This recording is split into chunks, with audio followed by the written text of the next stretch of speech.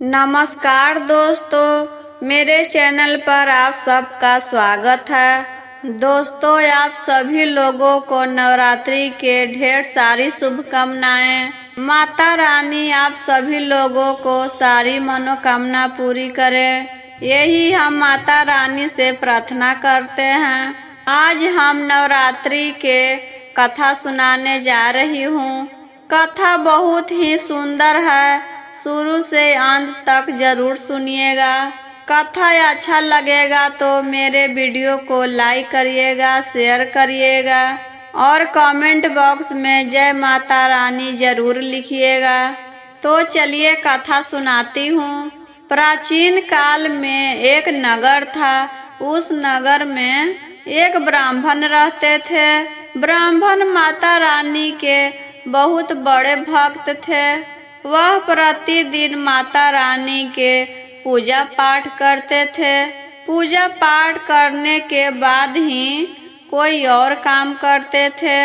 ब्राह्मण के ना तो माता पिता थे और ना ही उनकी पत्नी थी और ना ही उनके एक भी पुत्र था। सिर्फ एक पुत्री थी। पुत्री का नाम सुमति था। सुमति भी अपने पिता के साथ मिलकर रोज पूजा पाठ करती थी और पिताजी के काम में हाथ भी बटाती थी। एक दिन सुमति फूल तोड़ने के लिए बगीचा में गई।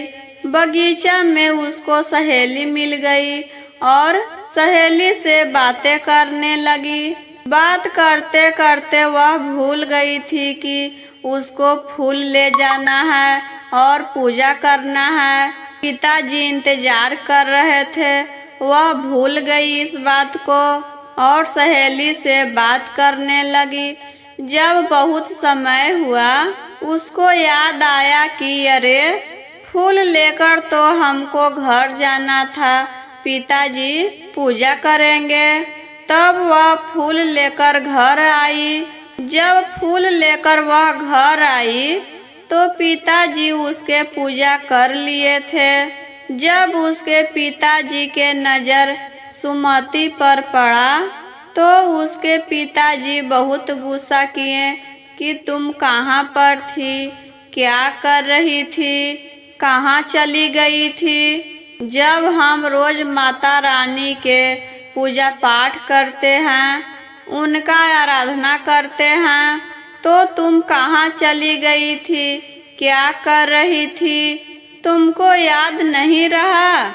जब सुमति बोलती है, पिताजी हमको क्षमा कर दीजिए, हमसे बहुत भूल हो गई। मेरी सहेली मिल गई थी बगीचा में, उसी से हम बात करने लगे और हम पूजा करने के लिए भूल गए, इसीलिए लेट हो गया। तब उसके पिताजी बोले, जब तुम गलती की हो तो उसको सजा तुमको जरूर मिलेगा, इसलिए हम तुम्हारा शादी एक कोढ़ी से कर देंगे या किसी गरीब आदमी से कर देंगे। जब ऐसा वचन अपने पिता के मुंह से सुनी सुमति तो उसको बहुत दुख हुआ। पिताजी किस तरह से बोल रहे हैं कि तुम्हारा शादी गरीब से कर देंगे या कोढ़ी से कर देंगे, एक छोटी बात के लिए इतना बड़ा सजा देंगे हमको, एक ही तो पुत्री है हम। यह बात सुनकर सुमति को बहुत दुख हुआ। वह अपने पिता से कहती है, पिताजी हम आपके पुत्री हैं, आप जैसा चाहे वैसा मेरे साथ कर सकते हैं। अगर मेरे भाग्य में सुख लिखा होगा तो हमको सुख मिलेगा और अगर मेरे भाग्य में दुख लिखा होगा तो हमें दुख मिलेगा। ऐसा बात उसके पिता के सुनने पर सुमति के पिताजी का और क्रोध बढ़ गया। अब ब्राह्मण अगले ही दिन एक कोढ़ी लड़का से अपनी पुत्री के शादी करा दिए। जब सुमति लड़का को देखी तो बहुत दुख हुआ।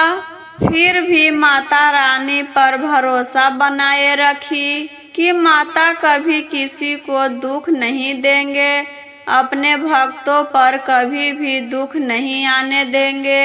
अगर माता का दया होगा तो सब कुछ ठीक हो जाएगा। ब्राह्मण अपनी पुत्री को विदा कर दिए उस कोढ़ी आदमी के साथ। अब सुमति अपने पति के साथ जंगल चली गई और जंगल में ही रहने लगी। वहीं अपने पति की सेवा करने लगी और जंगल में ही माता रानी की पूजा भी करती थी। एक दिन माता रानी खुश होकर प्रकट हुई। माता रानी बोलती हैं, सुमति हम तुमसे बहुत खुश हैं, इसलिए तुम मांगो तुमको क्या चाहिए। तब सुमति कहती है, माता हम ऐसा कौन सा पुण्य का काम किए हैं जो आप हमको आशीर्वाद देने के लिए आई हैं। तब माता रानी बोली, पूर्व जन्म का पुण्यों का फल है जो तुम्हें आशीर्वाद देने के लिए आए हैं, और इस जन्म में भी पूजा तुम सच्चे मन से करती हो, इसी से खुश होकर हम तुमको आशीर्वाद देने आए हैं।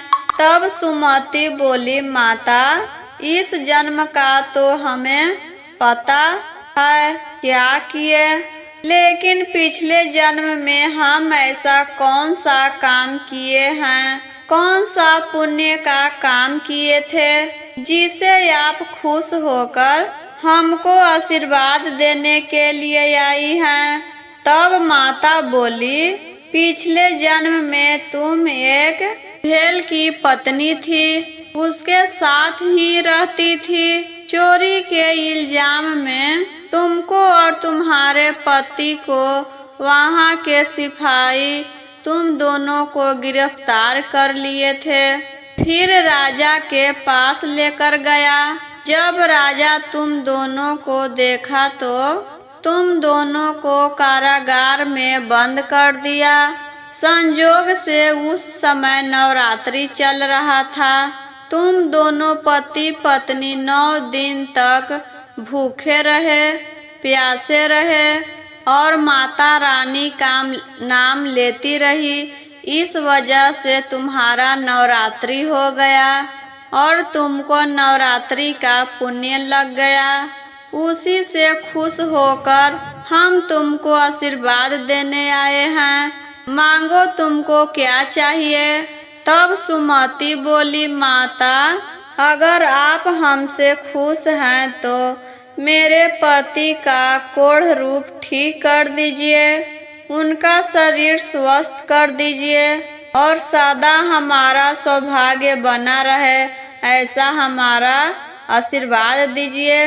तब माता बोली कि ठीक है, हम तुमको आशीर्वाद देते हैं कि तुम्हारे पति का कोढ़ ठीक हो जाए और तुमको एक सुंदर सा लड़का होगा, रूपवान, गुणवान और धन्यवान होगा, जो तुम्हारा और तुम्हारे पति का खूब सेवा करेगा।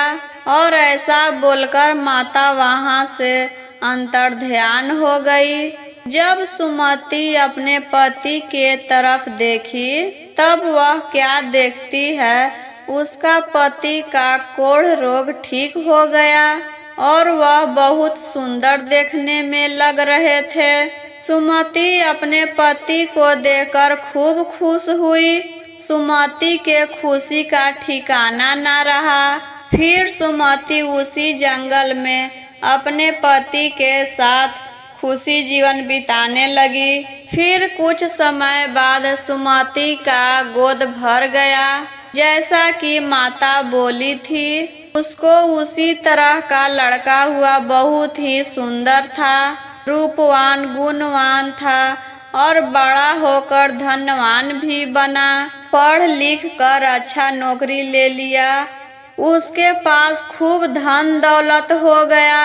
अपने माता पिता के खूब सेवा करता था। माता रानी के कृपा से सुमति को इस संसार में बहुत सुख मिला और माता रानी के पूजा करते रहती थी। पूजा करते करते वो अंत में माता रानी के शरण में चली गई। हम माता रानी से यही प्रार्थना करते हैं, हे माता रानी, जैसे सुमति को वरदान दिए थे उसी तरह हर महिला को जिसका गोद ना भरा हो उसे गोद भर दीजिए। घर में धन दौलत भर दीजिए। घर में आए संकट सब दूर कर दीजिए। आशा करती हूँ कि यह कथा आप सभी को अच्छा लगा होगा। ऐसे ही और कथा सुनने के लिए मेरे चैनल को सब्सक्राइब करिए, लाइक करिए, शेयर करिए और एक बार प्रेम से बोलिए माता रानी की जय।